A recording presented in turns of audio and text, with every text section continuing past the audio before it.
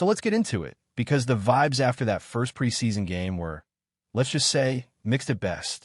And honestly, I can't even blame the fans for not wanting to sit through every single preseason snap. That's what we're here for. You want the winners, the losers, the storylines, the guys who popped, and the ones who flopped. We got you covered. And man, week 1 left us with way more questions than answers. Hopefully that ratio shifts in week 2. Fingers crossed. Now let's talk about some of the reactions coming in, starting with the super thanks crowd. Yeah, we see you showing love. Empire, we are kicked things off with that $5 super thanks, already locking themselves into the week 2 raffle. But more than that, the comments that come with these super thanks always set the tone. They're unfiltered, raw, and in this case, brutally honest. One viewer flat out admitted he doesn't have the time or patience for preseason football. I get it. It's chaotic, it's messy, and it rarely feels like real football. But that's why you have us breaking it all down, trimming the fat, and giving you what matters. So let's talk Malik Davis. Yeah, his signing sparked some strong opinions, especially from fans still haunted by the front office's history of recycling players who seem more like cam bodies than actual contributors. And you know what? That frustration is fair. But in this specific case, context matters. Malik wasn't brought in to light the world on fire or even make the final 53. The dude was added because he knows the system. He's familiar with the playbook. And when you got a razor-thin depth chart and injuries piling up, sometimes you need a guy who can step in with zero onboarding. It's not about upside here. It's about damage control. And to be fair, Malik actually played pretty well. But again, expectations were low, like basement low, so any competent showing felt like a win. But of course, what everyone's really talking about, what no one can seem to escape, is the situation. You know what I'm talking about, the Micah Parsons contract drama. And look, this is all the ingredients for classic Cowboys dysfunction. The clock is ticking, the fan base is restless, and Jerry Jones is once again playing hardball like it's 1995. Let's be real here. At some point, we're going to look back on this entire ordeal and wonder why it dragged out so long. Because right now, it feels like Jerry is more interested in winning the deal than actually winning football games. And that's the problem. Every time they wait too long, they don't win the deal, they lose it. Worse, it becomes a negotiation gone sideways, and the whole team suffers. And the fans? Man, the fans are letting it rip. You can feel the exhaustion in every comment. One viewer just straight up called them the effing Jones boys. Another asked when we're finally going to get a defensive tackle or cornerback who's actually playable. And yeah, I feel that too. The defensive line room is shallow. The cornerback depth is thinner than ever. But here's what I think is really going on. The Cowboys are once again banking on that late August, last-minute magic. We saw it last year. They grabbed Linval Joseph mid-August. They picked up other late-stage names that didn't exactly move the needle. And it kind of feels like we're watching a rerun of that same strategy, just with slightly different names. The hope, I guess, is that someone decent gets cut and falls into their lap. But that's not a plan. That's a wish. Now, a little comic relief came from a viewer throwing out a trade idea, sending a 2026 fourth-round pick to the Panthers for wide receiver T.J. Luther. Look, props for the humor. I get it. We all need to laugh a little bit when the roster has glaring holes and the front office is moving like it's still the offseason. But to be clear, no, that's not happening. On the topic of contracts and cap space, there's a lot of misinformation floating around. So let me break it down as clearly as possible. People look at the cap number, say $32 million, and think, well, how can we pay Micah 40 if we only have 32? But that's not how NFL contracts work. Almost every major deal these days is backloaded. That means Micah's first-year cap hit would likely be significantly lower than the average annual value of the deal. You could literally create cap space by signing him now. You lock him in, front-load some guarantees, push the heavier hits into future years, and boom, suddenly you have more financial flexibility, not less. So don't let the raw number scare you. The money is there. The question is whether the front office has the nerve to use it. Let's shift gears and talk about the running back room. One fan mentioned he thinks Jaden Blue will separate himself from Miles Sanders by mid-season, with Hay and Williams forming a solid 1-2 punch. I hope he's right, because I've got concerns. I like Blue's upside. He's got juice, no doubt. But Miles Sanders hasn't looked like himself in a while. He's battling injuries, and even if he gets healthy, the burst might not be what it once was. Then there's Javonte. If he can return to his early career form, that's a game changer. But again, that's a big if. And two of those top three guys are already banged up. You need to see them in action, real action, not just in walk-throughs or scrimmages. That's why I'm pushing for them to play in the preseason. Because if the Cowboys are planning to roll into the regular season without truly testing these backs, they're asking for trouble. And speaking of guys who need reps, let's talk Tyler Booker. Somebody asked if he's going to be another Tyler Guyton situation, and honestly, I don't see it. Booker is different. He's got a better base, more refined technique in the run game, and I thought he held his own pretty well in the joint practices against the Rams. Now, is he ready to start tomorrow? Probably not. But do I have the same red flags I had with Guyton? Definitely not. Booker's issues are more about fine-tuning than structural flaws. The real question is, what's your confidence level in him right now? On a scale from 1 to 10, where 1 is that Chaz Green disaster game, and 10 is Zach Martin in his prime, I'd put Booker at a solid 7. Not a finished product, but plenty to work with. Another viewer asked if Jerry focuses too much on past success. And the answer is yes. 100%. The past drives him, it motivates him, but also blinds him. It's like he's constantly trying to recreate a moment that's gone. And in doing so, he ends up making decisions that hurt the team's future. That's why we get these dragged-out negotiations, these patchwork roster moves, this strange loyalty to nostalgia over logic. And it's exhausting to watch because the team is close, so close, to being a real contender. But every year, there's a delay, a hesitation, a misstep. And let's not gloss over the question of Micah playing Week 1. Will he be there? I believe so. Micah isn't about to pass on $1.4 million game checks. He might be frustrated, but he's also smart. He knows his value, and he knows that playing only increases his leverage. So yeah, I fully expect him suited up when the Cowboys face Philly. Now, one of the most intriguing comments came from a fan asking about Stephon Gilmore. Will the Cowboys bring him back before the regular season starts? I wouldn't bet the house on it, but I wouldn't rule it out either. Now, here's where things get wild. Someone threw out a trade idea for Breece Hall. Look, it's fun to think about, but I don't see the Jets making that move. At least not yet. Maybe by the trade deadline, depending on how their season unfolds.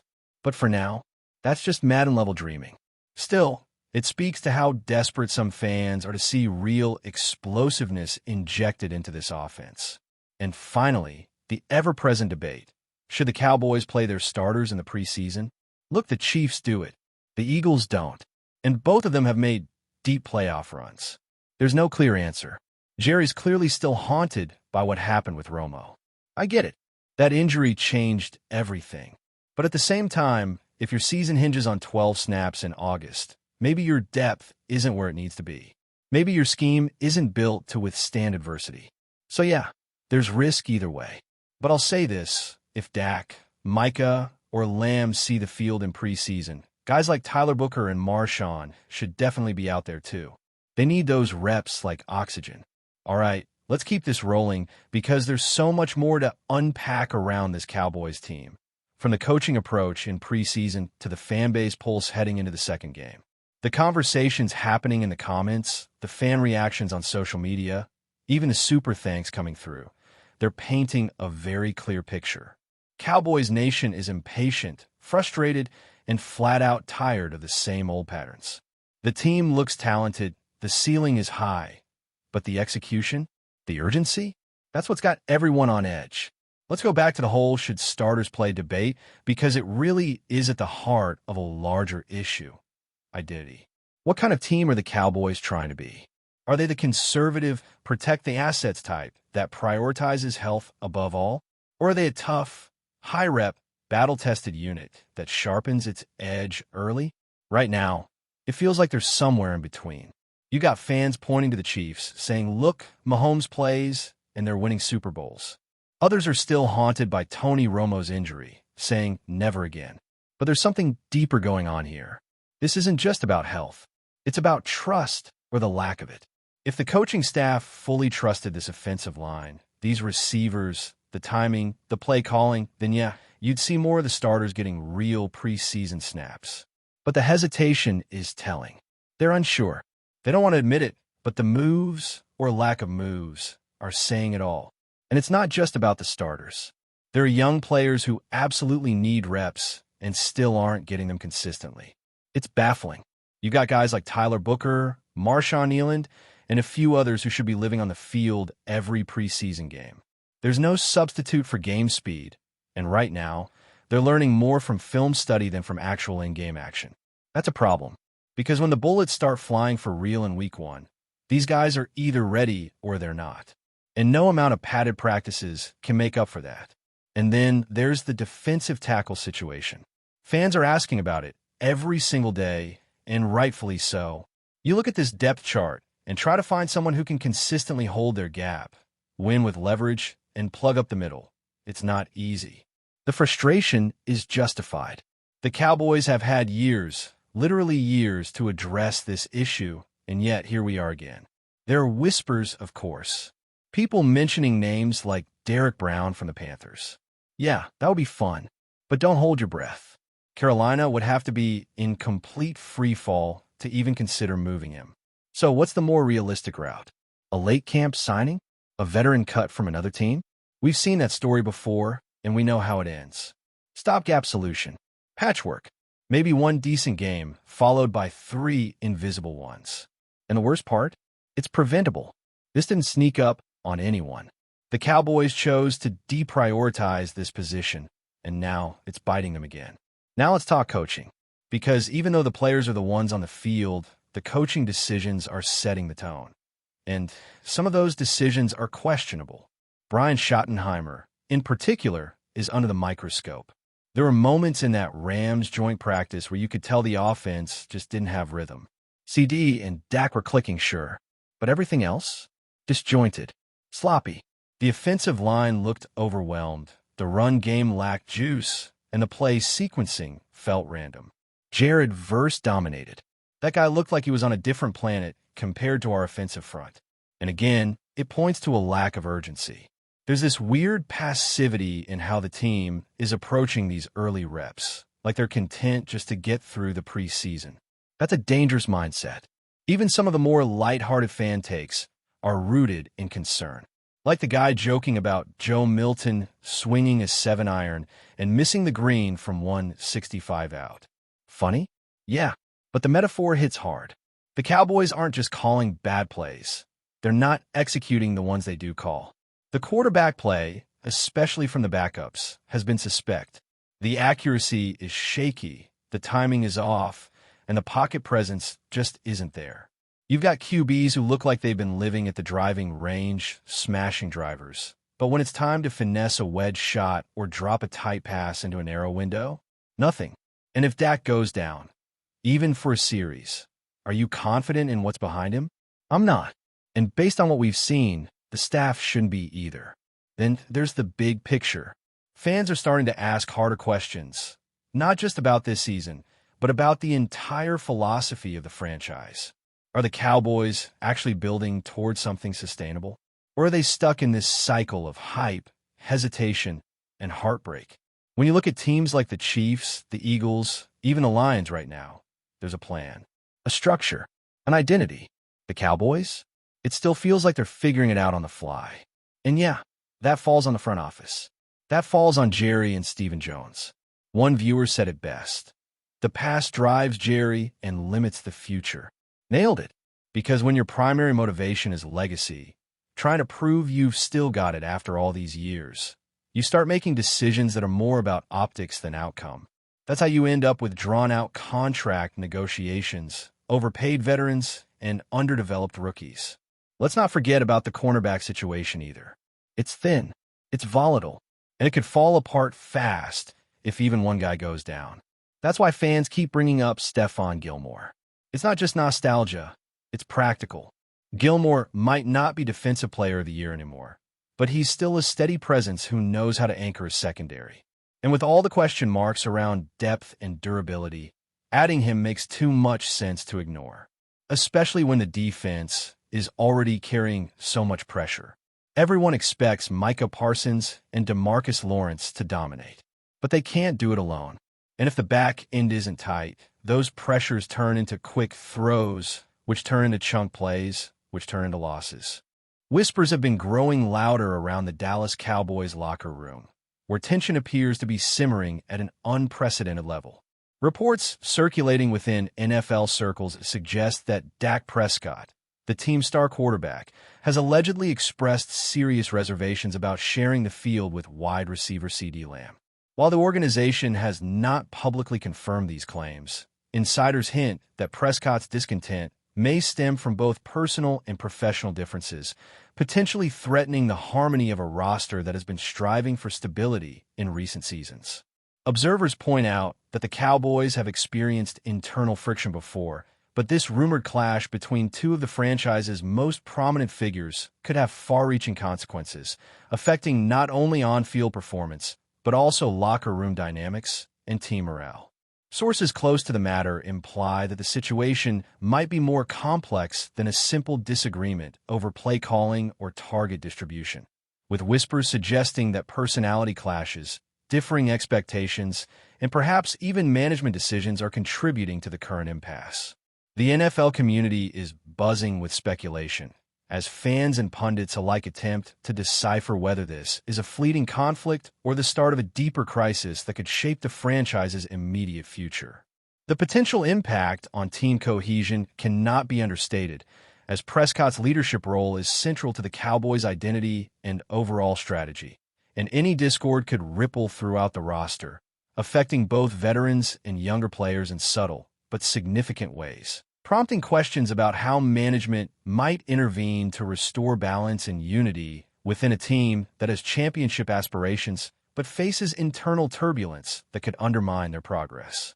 As the preseason approaches, the situation remains fluid, with some insiders suggesting that quiet negotiations may already be underway behind closed doors to mitigate the fallout and ensure that both Prescott and Lamb can coexist productively.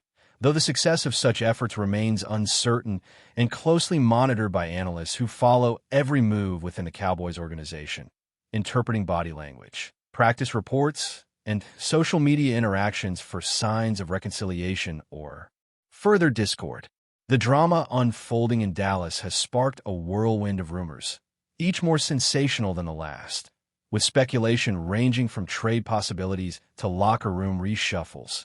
Yet the truth remains elusive, hidden beneath layers of insider chatter, strategic maneuvering, and the ever-present media scrutiny that accompanies a franchise of the Cowboys' stature, leaving fans and critics alike on edge, eager to discover whether this rumored clash is a temporary hurdle or a harbinger of deeper instability within one of the NFL's most scrutinized teams. Sources indicate that Dak Prescott's rumored reluctance to play alongside CeeDee Lamb could have consequences that extend far beyond mere team dynamics, potentially influencing coaching strategies, game planning, and the allocation of offensive responsibilities.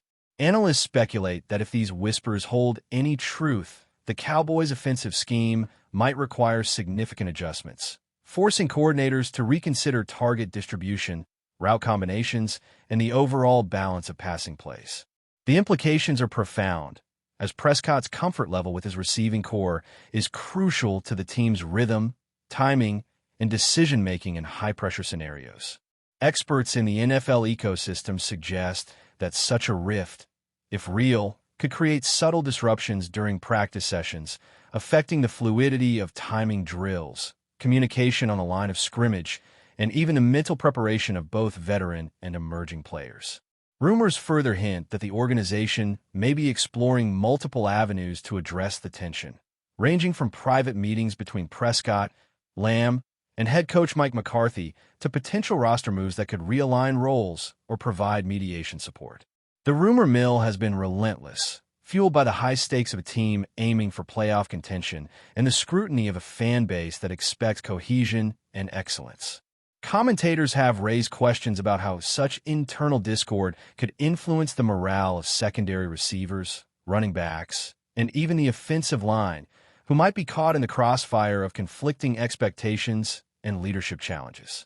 Discussions around contract incentives, media obligations, and public perception also come into play, as Prescott's rumored dissatisfaction could extend into interactions with front office management, creating a multi-layered issue that is as psychological as it is tactical. As training camp unfolds, the rumor has generated unprecedented attention, with speculation suggesting that the team's preparation for the season opener may be influenced by behind-the-scenes negotiations, potential adjustments in snap counts, or the strategic use of personnel rotations designed to minimize friction while maximizing offensive efficiency.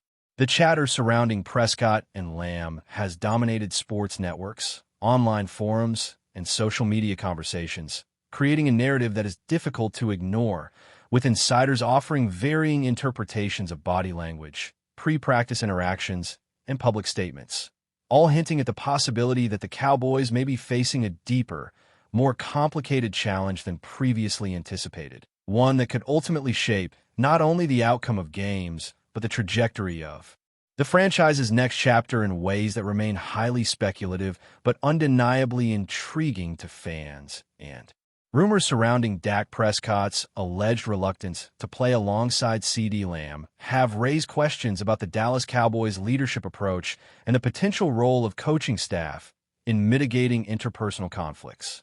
Sources indicate that head coach Mike McCarthy and his assistants may be facing mounting pressure to address these whispers proactively, exploring strategies that range from private mediation sessions to carefully structured practice routines designed to foster collaboration and trust.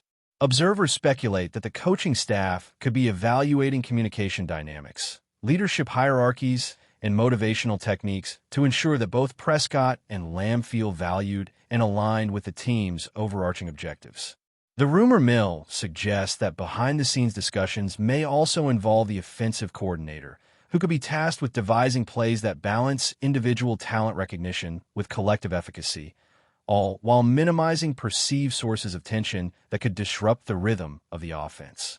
Analysts note that such internal maneuvers, if they are indeed taking place, must be delicately managed to prevent leaks that could further inflame media speculation or fan concern. The impact of this rumored discord extends beyond the immediate stars, potentially influencing the delicate balance required to maintain a high-performing team while managing strong personalities, emphasizing the imp. That's it for this update. If you enjoyed the video and want to keep receiving exclusive news about the Dallas Cowboys, please subscribe to our channel and give this video a like. We always look forward to your comments and opinions. See you in the next video.